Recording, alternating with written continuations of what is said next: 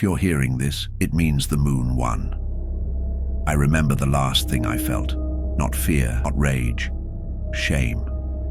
Shame that I waited too long to run. Shame that I let her go when I should have begged her to chain me down. It was snowing that night. The road was a blur in my headlights and I kept seeing things that weren't there, shapes between the trees. Her name was Mira. She kissed me and said, "You'll be okay. We've done this before, but we hadn't. Not like this. Not with the moon this close. This hungry." I felt the change start while she was still talking. "I didn't hear the last thing," she said. My ears were filled with that sound again. That static, that pressure. When I woke up, her car was still running. The windshield was cracked, her door was open, her scent was everywhere, and I was covered in blood that wasn't mine. "It means the curse is loose, and it means I didn't make it through the night. They say it started in the woods. That's a lie. The woods just remember. Tonight was supposed to be the last full moon of the decade. Blood moon, supermoon, eclipse. The whole cosmic horror show.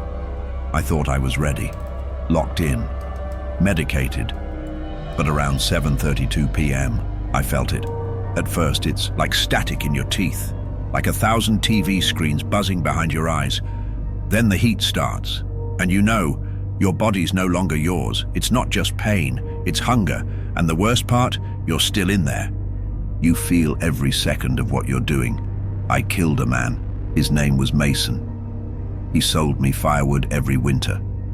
I watched his eyes when it happened, and he knew it was still me. I thought this was a disease. I thought it was genetic. But now, I think it's something older, something lunar. No chains can hold you, no pill can stop it.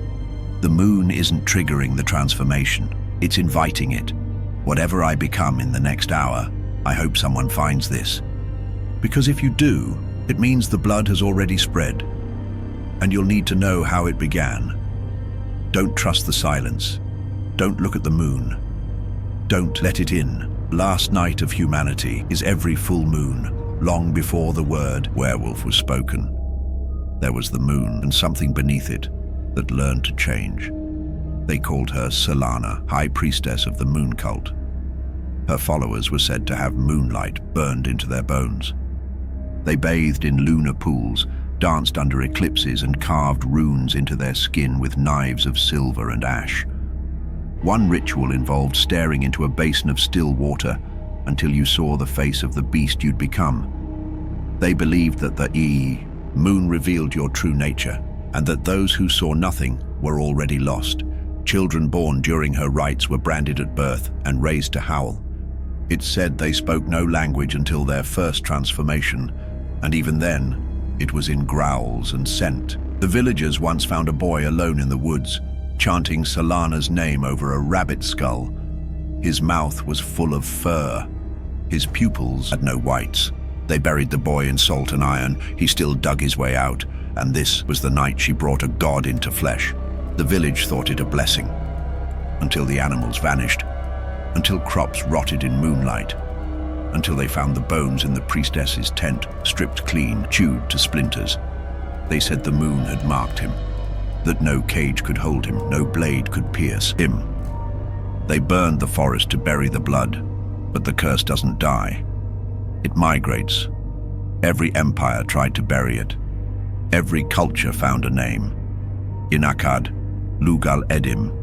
In Gaul, Morvag. In Rome, Lupus Sanguis, the blood wolf. The Vatican called it a heresy. The pagans called it divine. But only one truth endured. When the moon is full, it walks. They weren't just victims. Some were chosen. They called it the inversion rite. Not to stop the curse, but to control it. And so the bloodline lived on, hidden among kings and monsters, saints and madmen. Each full moon, thinning the veil between them and us. They thought it was madness. They were half right. You don't catch the curse. You inherit it. Or worse, awaken it. The man in the woods wasn't the beginning. He was just another echo. And Solana, a name still shows up. in grave rubbings, in lunar calendars, in whispered bedtime warnings across 5 continents. Some believe she was killed, some say she still walks. Me? I think the moon is her voice, and every howl is a prayer answered. The priests of the Crescent Order claimed she was a god in human skin, a fragment of the moon herself made flesh. They believed she would return at the edge of the final eclipse when the sky would split, and all those who carried her blood would rise. Whether myth or madness, the rituals never stopped. They just went deeper underground. They laughed when Dr. Helena Rourke submitted her paper, but laughter faded when her husband left, claiming he couldn't sleep with someone who watched the moon more than him. When her daughter stopped calling, when her apartment grew darker and colder, filled only with research notes and the sound of ticking clocks. In one of her journal entries, scrawled in red ink, she wrote, "I dreamed I stood barefoot in a forest of mirrors. Each one showed me a different face. Some were mine, some had fur. One looked like my mother. She was crying, and I had no mouth." She stopped attending conferences. She started speaking to herself on recordings, not for data, but for company. Her voice changed pitch in the late hours. Sometimes she wouldn't remember making the tapes at all. Lunar lichen syndrome, correlation between moonlight and serotonin-based rage disorders. They called it pseudoscience, folklore, career suicide, but the data didn't lie.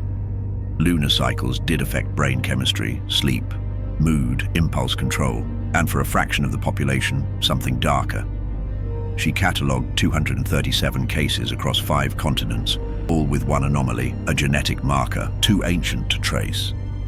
It was in her, too. Subject 44 reported blackouts only during lunar exposure. Post-event blood work showed spikes in dopamine, cortisol, and keratin growth in nails. Self-monitoring begins tonight.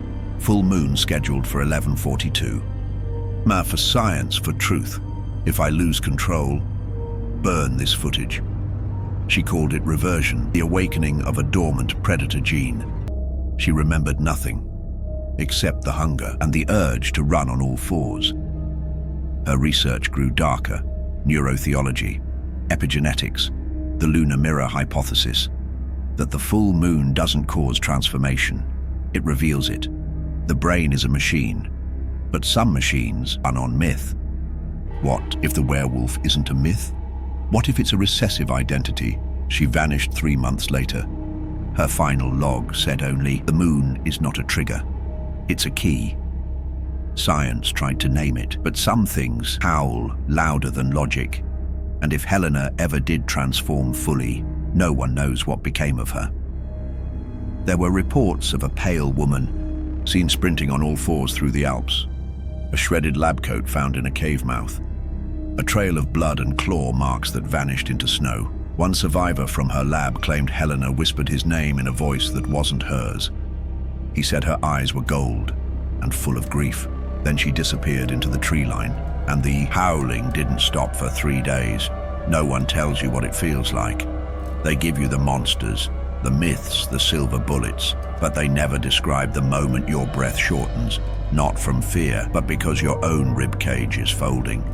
Inward, it starts in the fingertips, a tingling like pins and needles, then suddenly fire.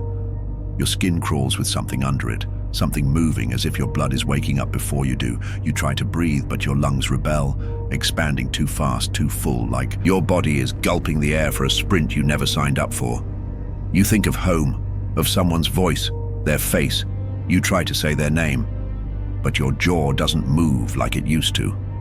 Then comes the sound, the low grinding of your bones stretching, rearranging. Your kneecaps pop backward.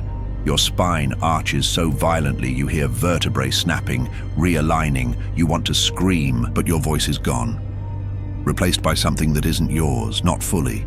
The heat is unbearable. It's like being boiled alive from the inside. Muscles balloon. Your skin begins to split at the seams of your humanity, and still you're awake. You're conscious. That's the cruelest part, because you're not just turning. You're mourning everything you were.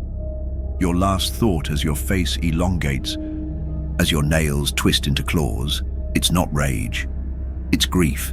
They talk about claws, fangs, rage, but it starts with regret. First, your skin itches, not like a rash, like your body's rejecting itself, like it wants to unzip and crawl. Out then the heat, like magma running up your spine, your jaw locks, your ribs stretch. Something ancient is waking up inside your blood, your nails darken, hair bursts from your skin like thorns, your teeth fall out, replaced by new ones, longer, hungrier. Then comes the second mind, not a voice, a pressure. It doesn't speak, it urges. You try to hold on, recite names, anchor thoughts, but the beast drowns them out. And when it's done with your body, it comes for your memories. It doesn't erase them, it reinterprets them. Your wife, prey. Your daughter, alpha challenge. The worst part, you're still in there, watching every scream, every bite. You feel it, you remember it, and when you wake up, you lie to yourself. It wasn't me. I don't remember, but you do. This is the hour between man and monster, between guilt and instinct, the liminal hour. But after the change, there's one moment, just one, where the moonlight feels soft, almost kind. You breathe, thinking maybe this time you've beaten it. Then the silence cracks and the hunger returns and the hunt begins. You don't choose your first target. You remember their shape after the fact, a shadow with eyes.